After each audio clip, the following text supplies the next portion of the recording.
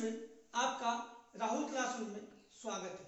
आज हम डिस्कस करेंगे क्लास 10 का सब्जेक्ट इकोनॉमिक्स का चैप्टर 3 मुद्रा अर्थशास्त्र। इसको हम मनी एंड क्रेडिट भी बोलते हैं। ये आपके जेक बोर्ड, सीबीएसई बोर्ड और जितने भी स्टेट बोर्ड के क्लास 10 के एग्जाम होते हैं उसके दृष्टिकोण से ये आपका बहुत ही इंपॉर्टेंट चैप्टर है। तो चलिए इसको स्टार्ट करते हैं। तो विनिमय का माध्यम, तो विनिमय का माध्यम क्या होता है? वस्तु या सेवाओं का क्रय विक्रय या लेन देन को हम क्या बोलते हैं? विनिमय का माध्यम बोलते हैं। तो चलिए देखते हैं इसको। जिस माध्यम द्वारा वस्तु या सेवाओं का क्रय विक्रय या लेन देन होता है उसे विनिमय का माध्यम कहा जाता है। उदाहरण के लिए देख लीजिए, मुद्रा, currency, note, cheque, draft, ATM आदि, ये सब क्या है? विनिमय के माध्यम है। आगे चलते तो वस्तु विनिमय क्या होता है? तो किसी वस्तु के बदले वस्तु द्वारा आवश्यकता की वस्तुओं के लेन देन को वस्तु विनिमय कहते हैं। उदाहरण के लिए देख लीजिए, किसान द्वारा लोहार को धान देकर हल या कुदाल लेगा। देखिए, लोहार को धान की आवश्यकता है और किसान को किसकी आवश्यकता है? हल या कुदाल की आवश्यकता है। तो दोनों को एक दूसरे की वस्तु की आवश्यकता है, तो वो दोनों क्या करते हैं? अपना वस्तुओं का आदान प्रदान करते हैं। तो इसको भी हम क्या बोलते हैं? वस्तु विनिमय ही बोलते हैं। तो आगे चलते हैं हम लोग। तो वस्तु विनिमय प्रणाली क्या है?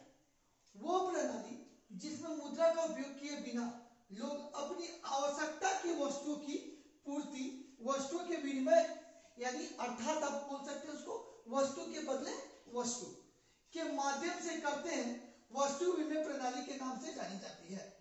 यह प्रणाली उस समय प्रचलित थी जब मुद्रा का प्रचलन प्रारंभ नहीं हुआ था। जब मुद्रा प्रचलन में नहीं आई थी तब लोग अपना आदान प्रदान करके, जैसे वस्तु विनिमय प्रणाली के द्वारा वो अपना दिन का या रोजमर्रा की लाइफ के प्रॉब्लम को सॉल्व करते थे। आपका क्या? वस्तुओं का आदान प्रदान करके, जिसको जो वस्तु बहुत ही ज्यादा जरूरत होती थी वो उससे एक्सचेंज करता था, और उसको भी वही वस्तु चाहिए होती थी, तो दोनों एक दूसरे से एक्सचेंज करते थे। तो ये आपका वस्तु विनिमय प्रणाली है। तो जिसको नोट डाउन करना है नोट डाउन करें। चलिए अब आगे चलते हैं लोग। अब आवश्यकताओं का दोहरा सहयोग क्या होता है? जब एक व्यक्ति किसी चीज को बेचने की इच्छा रखता हो, वही वस्तु दूसरा व्यक्ति भी खरीदने की इच्छा रखता हो, अर्थात मुद्रा का उपयोग किए बिना, तो उसे आवश्यकताओं का दोहरा सहयोग कहा जाता है। मतलब पहले क्या होता था, आपको मैंने बताया कि वस्तु विनिमय प्रणाली चलती थी, आदान प्रदान का काम होता था। जो हमें आवश्यकता होती थी हम दूसरे से लेते थे, और उसे जो हमसे आवश्यकता होती थी वो हमसे लेता था। तो इसमें तो कोई दिक्कत नहीं आती थी। लेकिन अगर मुझे मान लो आप धान चाहिए और दूसरे को जूता चाहिए और मेरे पास जूते के जगह पे कुल्हाड़ी हो, तो हम ये चीज उससे नहीं ले सकते थे।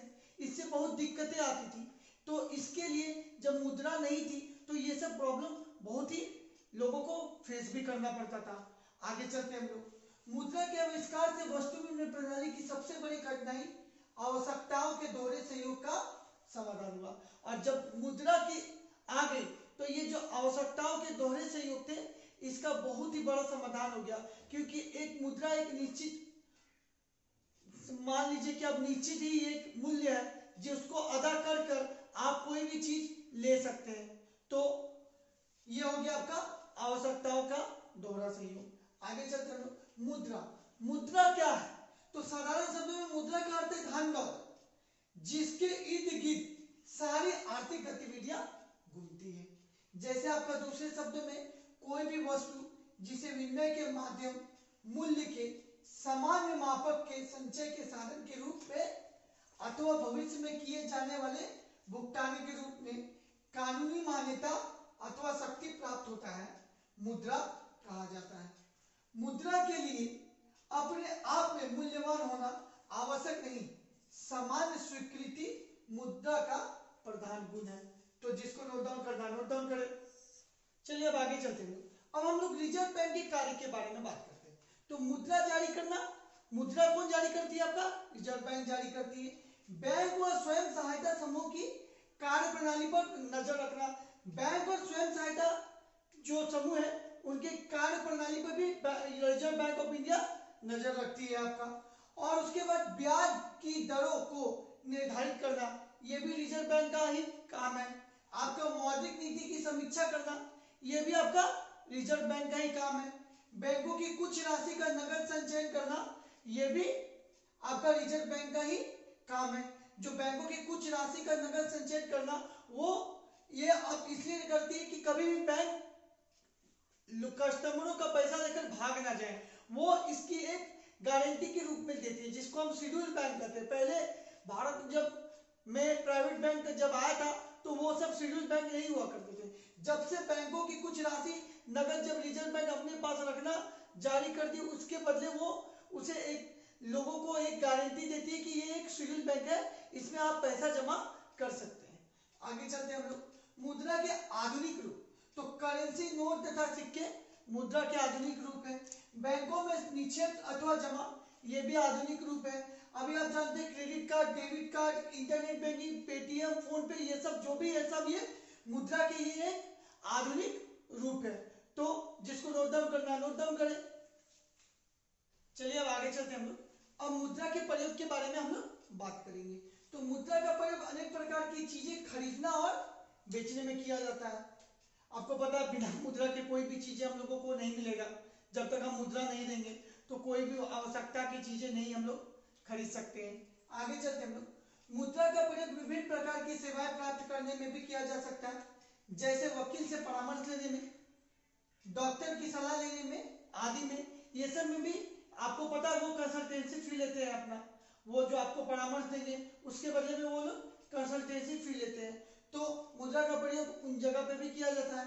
साथ ही साथ लोग बैंकों में अतिरिक्त नगद अपने नाम से खाता खुलवा कर जमा कर देते हैं और खातों में जमा धन की मांग जरिए निकाला जा सकता है, जिसे मांग जमा कहा जाता है। तो आपको पता है लोग क्या करते हैं कि अपना खर्च वर्च काट वाट कर जो बचता है अतिरिक्त पैसा उसको क्या करते हैं बैंक में जमा करते हैं, और उन्हें जब कभी भी जरूरत होते हैं तो उस पैसे को वो निकालते हैं। तो इसको हम क्या बोलते हैं, मांग जमा कहा भी जाता है कि जब मुझे जरूरत होगी तब हम ये पैसा निकाल लेंगे बैंक के द्वारा। तो आगे चलते हैं हम लोग चेक के बारे में हम लोग पढ़ेंगे। अब कि चेक होता क्या है, तो चेक एक ऐसा कागज है जो बैंक को किसी के खाते से चेक पर लिखे नाम के किसी दूसरे व्यक्ति को एक खास रकम का भुगतान करने का आदेश देता है। आपको पता होगा कि चेक, मान लीजिए आपका इस टाइप का चेक होता है,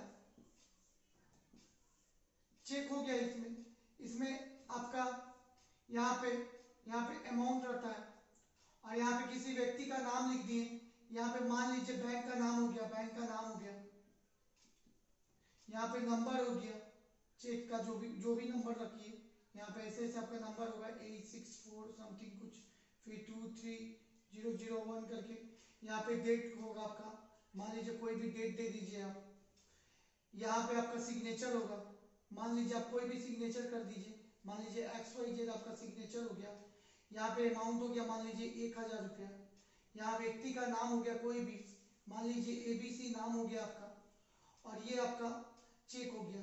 तो अगर उस व्यक्ति के खाते में इस अमाउंट को क्रेडिट करना हो तो मान लीजिए जैसे डबल टिक करते यानी अकाउंट पे ही चेक है ये कहा जाएगा उस व्यक्ति के खाते में जमा होगा। तो समझ गए आप लोग कि चेक होता क्या है, चेक का प्रोसेस क्या है आपका। तो जिसको नोट डाउन करना है नोट डाउन करें। चलिए अब आगे चलते हैं हम लोग। अब हम लोग पढ़ेंगे मुद्रा के लाभ। तो मुद्रा के लाभ क्या क्या है, ये आवश्यकताओं के दोहरे संयोग से छुटकारा दिलाता है। सही बात है, ये दोहरे संयोग से इसने क्या दिया, छुटकारा दिलाया है। अब कोई भी आदमी कोई भी चीज मुद्रा देकर खरीद सकता है। आगे चलते हैं हम लोग। मुद्रा को आसानी से कहीं भी और कभी भी विनिमय के लिए इस्तेमाल किया जा सकता है। इसके बाद आधुनिक युग में कई ऐसे माध्यम उपलब्ध हैं जिनकी वजह से अब करेंसी नोट को भौतिक रूप में धोने की जरूरत नहीं। अब आगे चलते हैं हम लोग। अब साख के बारे में पढ़ेंगे हम लोग। साख क्या है, साख एक प्रकार का समझौता है जिसमें ऋणदाता कर्जदार को धन, वस्तु या सेवा इस वादे पर देता है कि वो भविष्य में उसका भुगतान कर देगा। तो जिसको नोट डाउन करना नोट डाउन करें। तो आज के लिए इतना ही। नेक्स्ट क्लास में हम लोग आगे डिस्कस करेंगे। अगर आपको मेरी वीडियो अच्छी लगी हो तो प्लीज लाइक शेयर और सब्सक्राइब करें और बेल आइकन की घंटी को दबाना ना भूलें। धन्यवाद।